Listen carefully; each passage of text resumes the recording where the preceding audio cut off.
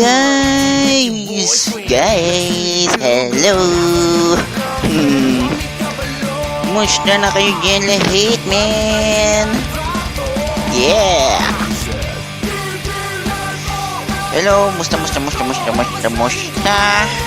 kayo lahat. At muli naman po nagpabalik si Imo Mantico. At welcome naman po sa show, sa bagong edisyon naman po na Imo Mantico, the fucking show. Yeah. Woohoo. And by the way, shout out po pala sa inyong lahat yan sa nakikinig. And eto, nagtatag na naman po ako as usual.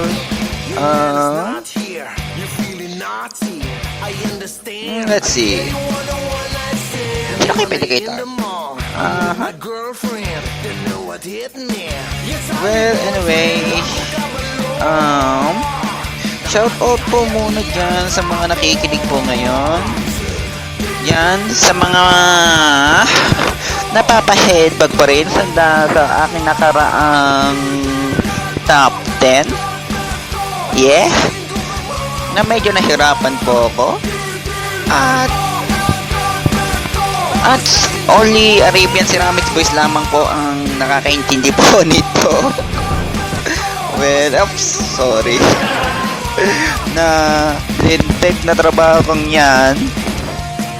Ay, hirap. Nagkakamita dito sa malayong silangan. I mean, sa kitang silangan pala. Malayong silangan kasi sa Philippines went. Well, anyway, my background that you hear was Tequila Mo, ang girlfriend ko, babasagin ko pagmumukha mo by The Smooth Friction. Hope you like that song. And by the way, isa na naman po ba, 15 minutos na naman po ang bubunuin po at manggugulo na naman po si Imo Mantico at welcome to the show. Palakpakan! Yay! Thank you, Araneta. Thank you, Mo Arena. Ay, nako. Shout out po sa mga radio station dyan. Rockstar Radio. What I call this? Vlog Radio. Jam. 88.8. At shout out po pala sa Judal Siblings, Aubrey Judal, Alan Judal, and Nandalyn Judal sa kanilang Saturday night video gig. Well, grabe, lupit nyo. Lupit nyo magkakapatid, no? Well, shoutout po pala sa inyong lahat yan. So, by the way, shoutout din po pala sa sweetie ko na sana nakikinig ka. And shoutout din po pala sa mga brothers ko sa INC. Well, Joseph Pabanyo, Benson Kioge, and also, what do you call this? Yes, to my uncle, Tio Roland. Kung nakikinig kayo, just say hello. Well, huwag na natin patagalin pa. Here we go sa ating bagong topic.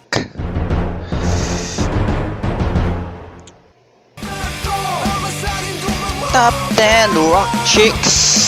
So, musikahan na naman po to, pero to the rock po daw. Kasi pag sinabing rock ba, for the boys only ba yan? So, para sa akin hindi. So, nakaka-turn on pala sa ating mga kalal, especially to our boys, na may makakita tayo ng mga babae na talaga very rock talaga. One to the boys talaga mapap na headbang talaga. So, shout out po pala sa mga girls dyan na grabe, rock and roll. So, para sa akin, the most prettiest girl was the Rock Chicks, o yung mga babae mahilig sa rock and roll. Tingnan mo naman, so they are beautiful in black, they are gorgeous in their skinny jeans, they so hype for me, they are so hot when they do some crawling, skateboarding. Talaga namang wow, grabe, lapapo girl talaga siya. So sa ating top 10 po ngayon, the top 10 rock chicks. So hindi po tayo focus sa mga girls na nasa music industry or they are doing music. So some of these, maybe there are some of this kaya ngayon pala pinapangunahan ko na kayo, hindi po sa taking bagong top 10 ay hindi po ako magpo-focus sa mga babae, sa mga rock chicks po dyan na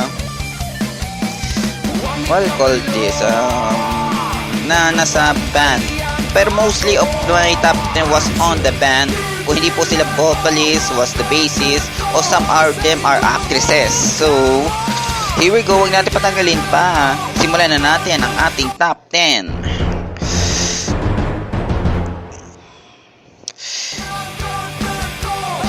Top 10 rock chicks goes to at number 10, AC. AC or DJ AC on Rockista Radio. Na vocalist din po siya ng Crab and Corn. So DJ AC was also a DJ on the Rockista Radio. So sa mga hindi familiar sa Rockista Radio, hindi po itong radio station to na madalas nyo ipipihit nyo o masasearch nyo sa mga radio station. This radio station was online. So sa mga gusto makapanginig sa mga pure rock enthusiasts yan, especially sa mga girls and boys, sa mga dudes, mga dykes. Well, in a way, highway. If you love rock and roll, space it up. Rock music, OPM rock music, I recommend you the Rockista Radio. Well, anyway, highway. Let's proceed to AC, DJ AC or AC. So I don't know what her name is. Also the vocalist of Crab and Corn. And DJ AC was sa Rockista Radio, her show was Kuya Wag po. So title pa lang kasi sa Rockista Radio kasi no holds barred kasi. And Crab and Corn vocalist, yes, and she has the I think kung search yun na lang sa kasi ito si DJ AC, she has the prettiest face for me, prettiest face for me. And also hindi po siya mahalata na rock talaga siya dahil ito si DJ AC was hindi siya showy na just a typical girl, but deep inside she is rock talaga. So, sa kanyang songs na Hangover, so search na lamang kay YouTube o kay paring Google, pakinggan nyo. That is one of my recommended song to you about her band Crab and Corn. So this is her background was really rock as a DJ of Rockista Radio. Yeah. And yun na yun. Well, okay, give her a level of applause, man. Well, anyway, let's proceed to the number.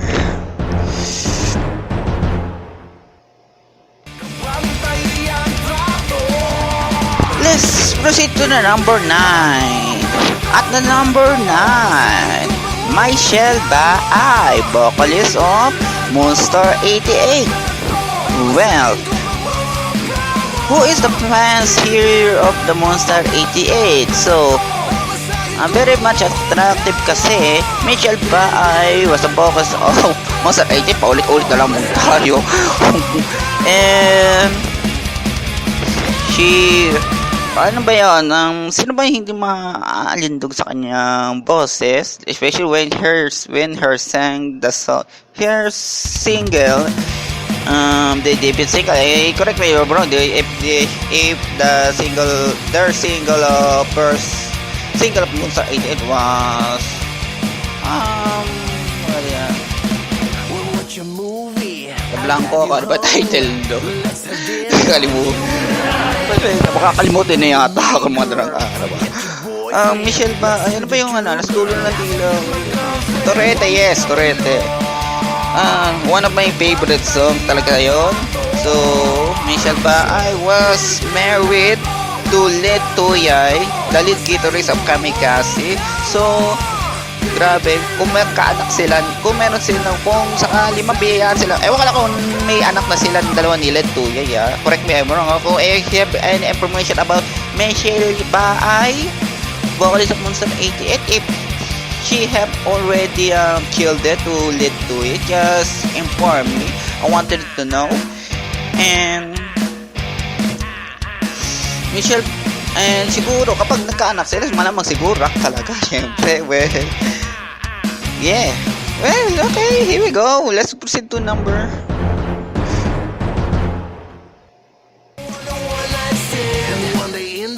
8. Ito ang kabatch to sa mga 90s yan, kids. From Monster 88, let's go to the Imago. It's Aya de Leon of Imago. Yes, simple but rock. The Jan, also the vocalist of Imago, Aya de Leon, was one of the judges of the It Bulaga segment of Music Hero. And yeah, she's really rock. She's really rock. Paborito ko yung kanta nila, Talarets. So yung kanyang genre, kanyang bandang Imago was I think this is alternative rock, Christian rock, I guess.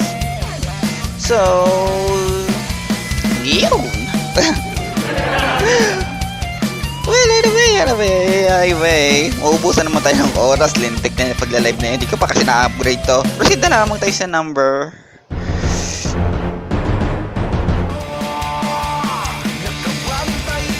at number 7, Mayrin Academia. Correct me if I'm wrong, I can hardly pronounce it. Yung basis of Sandwich and Imago. Mayrin Academia, and she's one of the best bassists of Sandwich Imago. Yes, she's a female bassist. Dahil for me, as if you see yung mga typical kasi kapag yung mga pag female on if you are a female on the band, kung hindi ka kasi back vocal o vocalist, you become a bassist. So kasi para sa akin naging rock sa akin to. So two bands na siya mismo ang bassist, yun, she's a really rock, simple but rock for me, man. And also, she is a bassist nga pala, makalimutan ko nabanggit pala, meron pa siyang, aside of Sandwich and Imago, meron pala siyang another band. I think the band is all girls group band called The Duster, which composed of different female rock chicks na sa iba't ibang banda nagbuo sila, that they name it Duster. So let's proceed na lamang to na number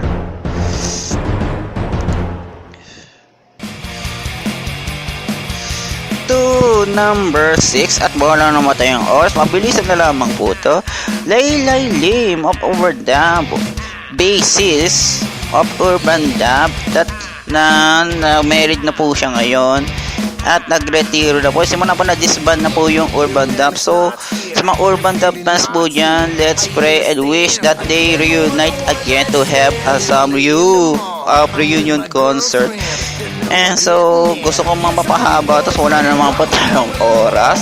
Naghintay na naman po tayo sa part 2 of Top 10 Rock Chicks OPM Rock Bands. I mean, only at rock, so going well, anyway. So this is Imo Montico, the Packing Show. This is the part 1 of Top 10 Rock Chicks. Signing up. Rock on. Say cool, chicks. I love you. Bye-bye.